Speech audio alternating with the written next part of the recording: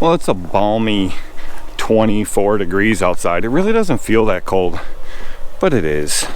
So the goal today is I need to get the bagging system off the Exmark and put into this back building where the bagging system for the skag is, and then put the Exmark back up in the front garage. Then I can go through it, start changing the oil, sharpen the blades, all that stuff, and get it ready for spring, because I'm not going to use the bagging system on it for spring as of right now.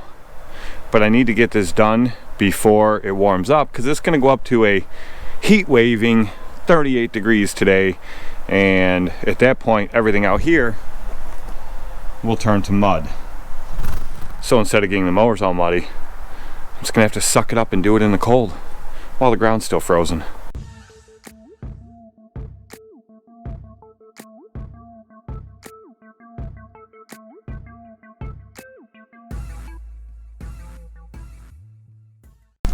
So this is my plan.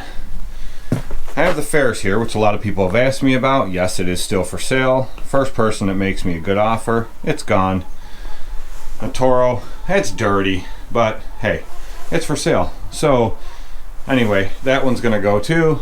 But up on that wall over there is where I have the bagging system hanging for the skag, and the turbine is down there, the hose is over there, and then we have that 56 deck in the way that goes on the Walker MT when I don't need a bag. So what I'm thinking is I'm going to take the two brackets off the wall and move them over here to hang up the bagging system for the skag, and then over there where the bagging system for the skag is, I'm going to take a couple more of them brackets like the ones I have up there, screw them to the wall, and then hopefully hang the bagging system up there for the Exmark. But before I can do any of that, I have to move all these.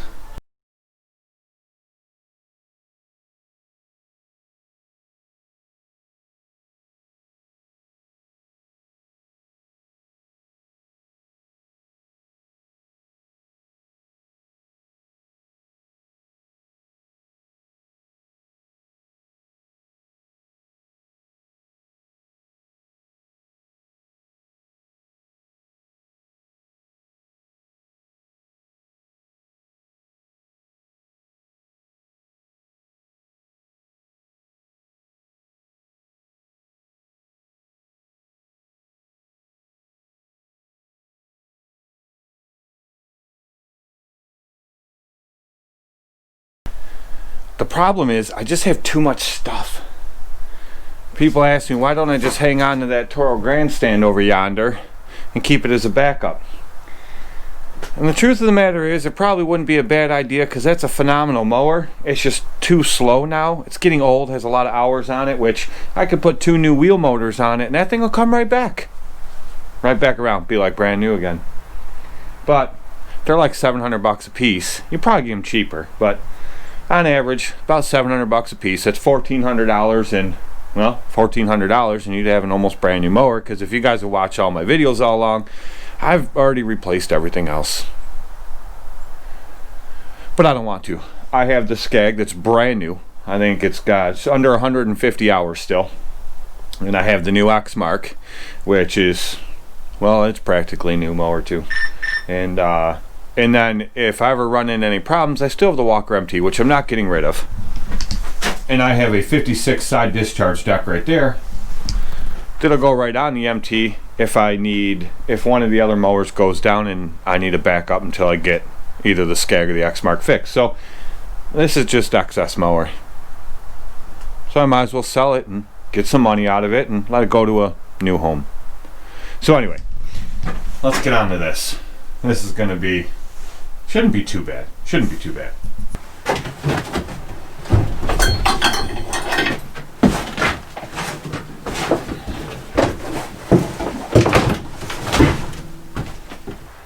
Now I gotta put that thing up there.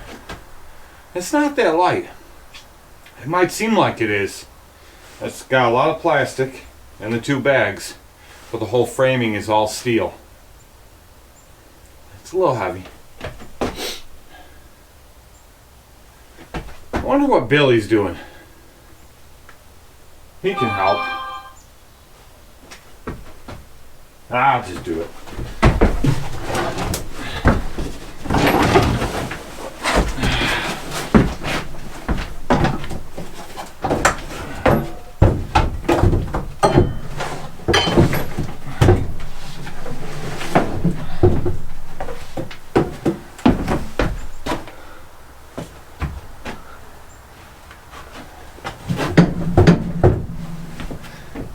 it's safe enough. Now I guess I probably could have just left those two there and then hung the two new ones up there. I don't know why I didn't. But either way, those are on there now. So now I gotta go up front and get the other mower. Now I think it's time to wake up Billy. He's awake, he was watching TV with me earlier. I don't know where he's at now. Now let's go find him. Okay, we need to get this mower out back to put them parts out back. Here's spare belts. Right there. Here is the stock grass deflector. Right there. You don't need. Okay, so this cover here and that blocker there we need in here. Alright, so I can't squeeze through here, I'm too fat. You start going to the gym or? We need a bigger garage, what we need. Alright, so let me open this this big gaping hole here that goes up electronically and take this thing out back and see if we figure out how this bagging system comes off. I'm thinking it's pretty easy. We'll figure it out. We'll do it. Let's do it.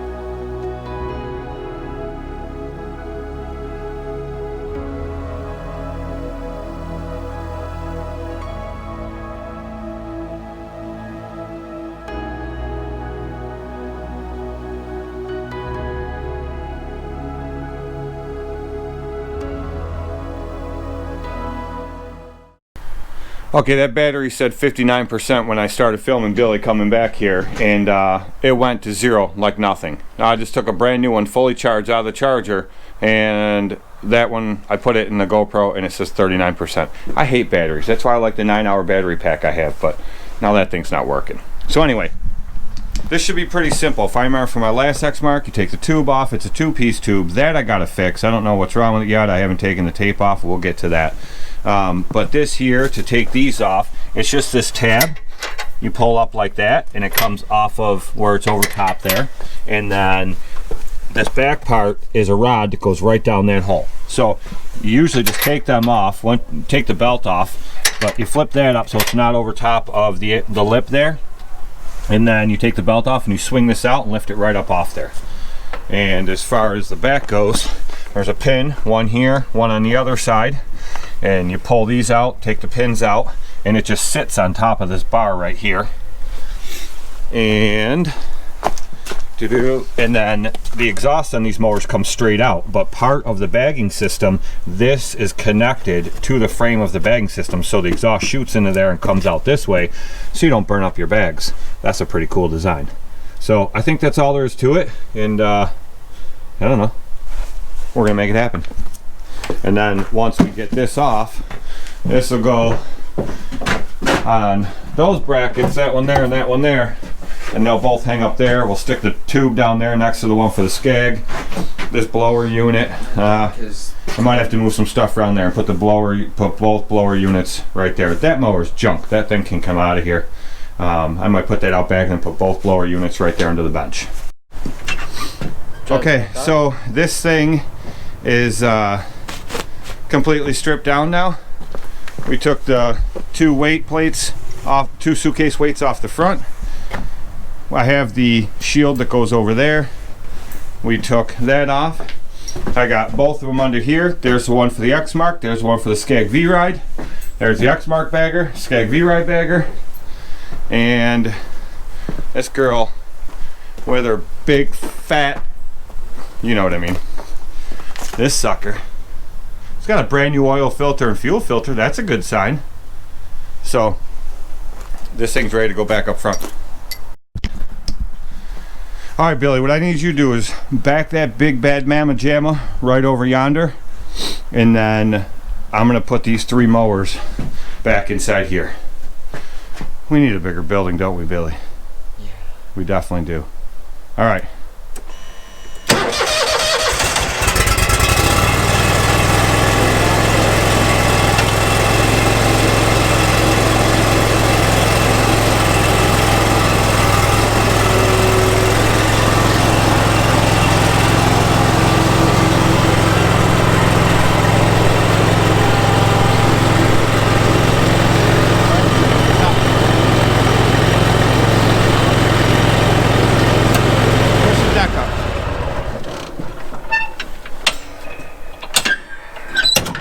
Nope, it didn't stay out. You might need to seat forward more. There you go. It's Probably. up. Oh man, look at it. Just done.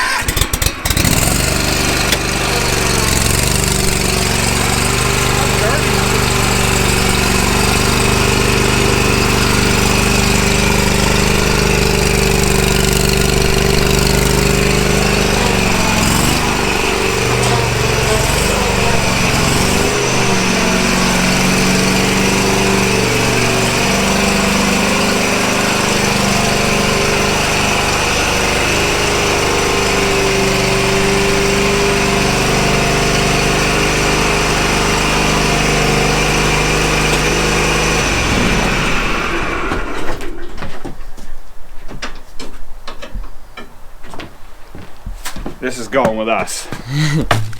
Good old garbage bag. The part number for that trash, skag. the part number for that trash bag there on the Toro is the same part number for the one in that Lazer Z. But I'm not spending another $80 to put a bag on that one when I could just take that one. Whoever buys that, sorry, you gotta buy your own trash bag.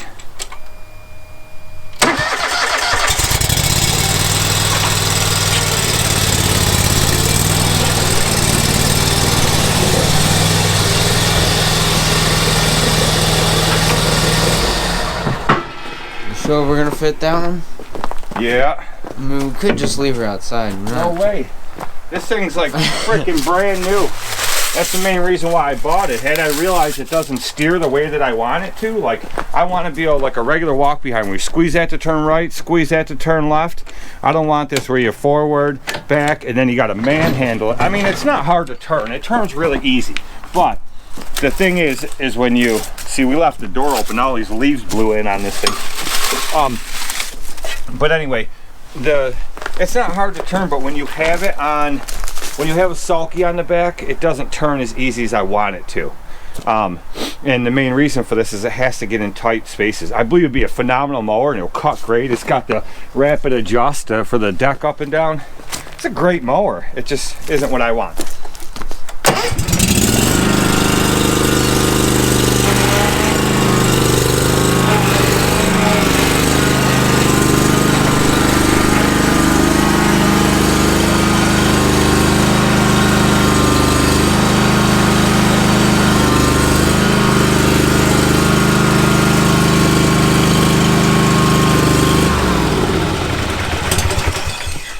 She wrote. Really? Sledgehammer? Yeah, there's stuff sitting out here. Like I said, we need a bigger building. Okay, this tube has to come up front with us. Oh Door wait. shut? Huh? I said, did the door shut? Can't leave my screw gun back here. We need this. We gotta take that back up front with us. We gotta take this back up front with us. It's cold. It's starting to snow. I know. It's frozen. But here's the crap part. We're getting snow, but it's not enough snow to... So this bag should go right on this machine. Actually, you know what? The mount for the other one, the slots go that way. So that ain't gonna work going on there. But underneath, the way it mounts in is the same way it mounts, or is the same bolt pattern is for the other one. So we'll just pull the mount off the other one and put that mount on here, and then we'll be able to hang this bag off, and the trash bag will hang there, and that'll work. All right, I'm throwing this back in there for right now. All right. But we're gonna take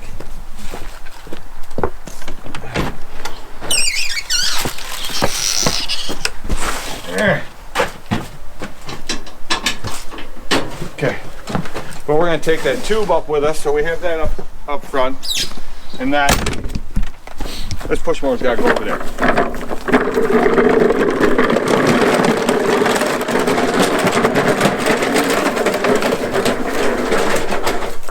Okay, we gotta take this up front, so then I can start cutting all that tape out of there, dissect it, figure out what's wrong with this guy.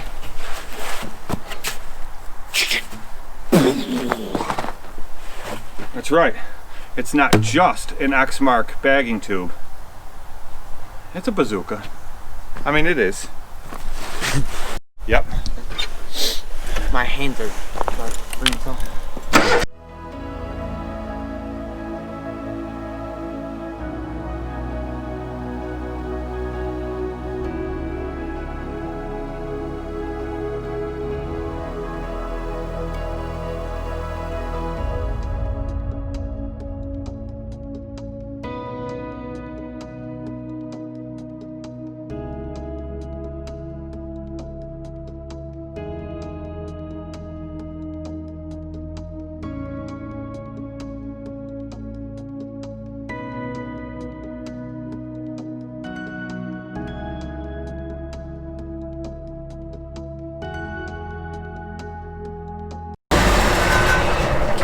This is really weird.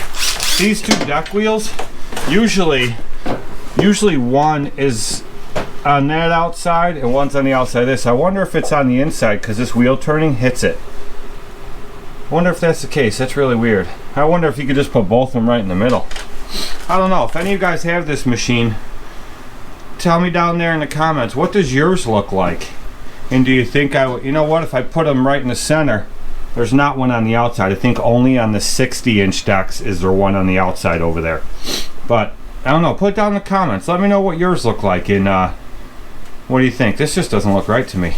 But anyway, so now I can start doing stuff to this, like the oil. And I think for now, until I get my power chute, I'm going to put this Exmark factory chute blocker on there. That's how it goes right there. I showed you guys this the other day, where you just pull it out. It's got a pin that goes in 3 different slots, and there it is right down there with the rod.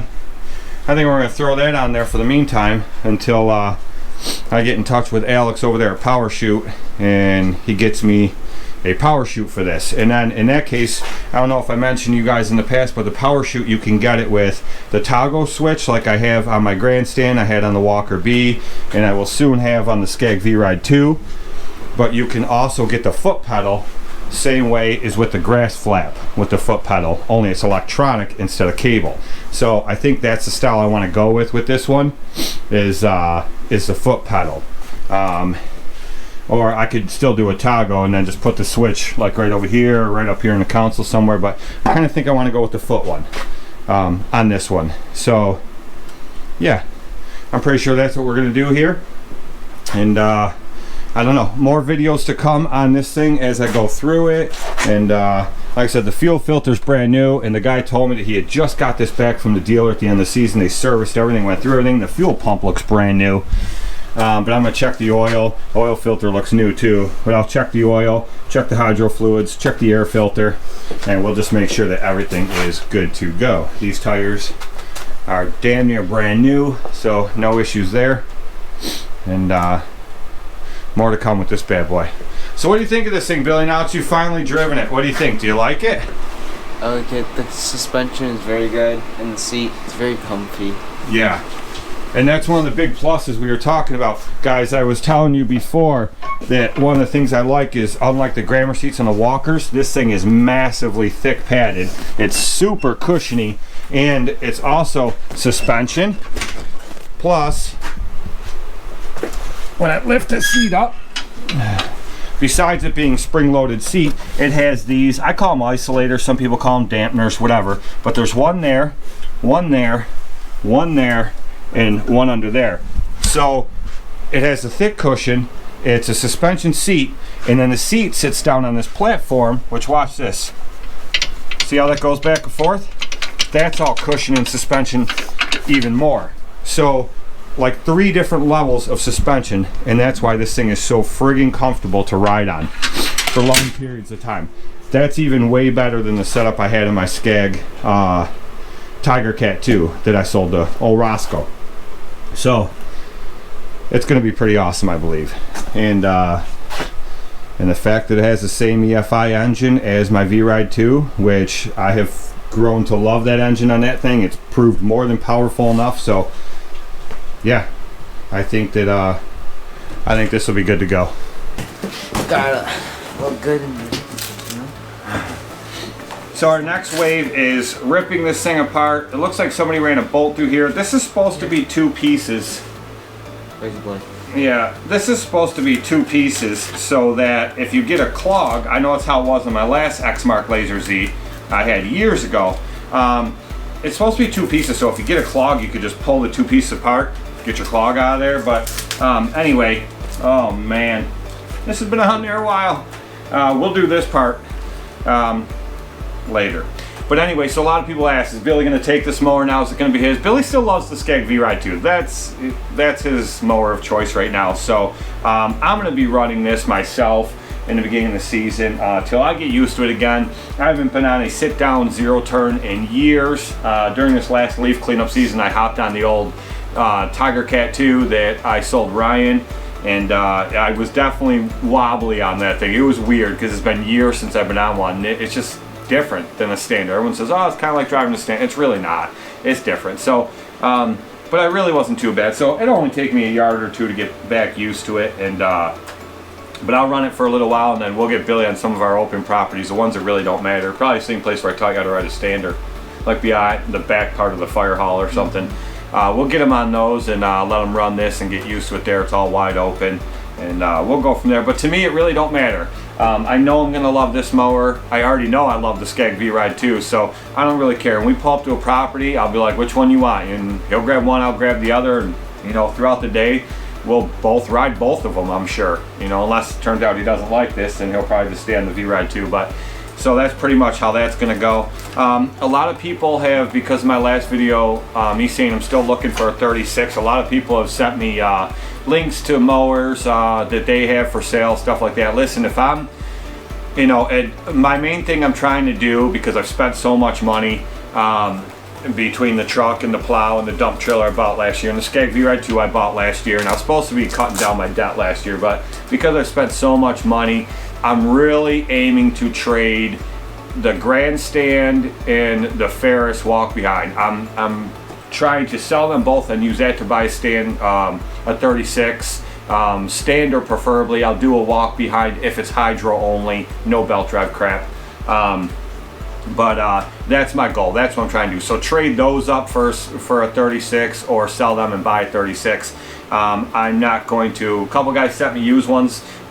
Ones they're selling, they're used for, you know, whatever, they're $3,500, $4 grand, $5 grand, whatever. And I greatly appreciate that. Thank you. But if I'm spending that kind of money, I'm going to a dealer and I'm just buying a brand new one and getting a full warranty with it. So I'm not looking to buy one used off somebody for probably any more than $2 grand. And I know I'll find one. It'll take some looking, but I'll find one. Even if it needs a little bit of work, and obviously I can do it all myself. So anyway, that's the update. We've been going on long enough. This video is already going to be long, but that's where we're at today. And just wanted to get that bagging system off here to take up less room in here, and to really start going through this thing, which I'll be filming all that. So that about the end of it, Billy? Yep. That's the end of it. We will see you guys in the next one. That's it. This is going to be a mess.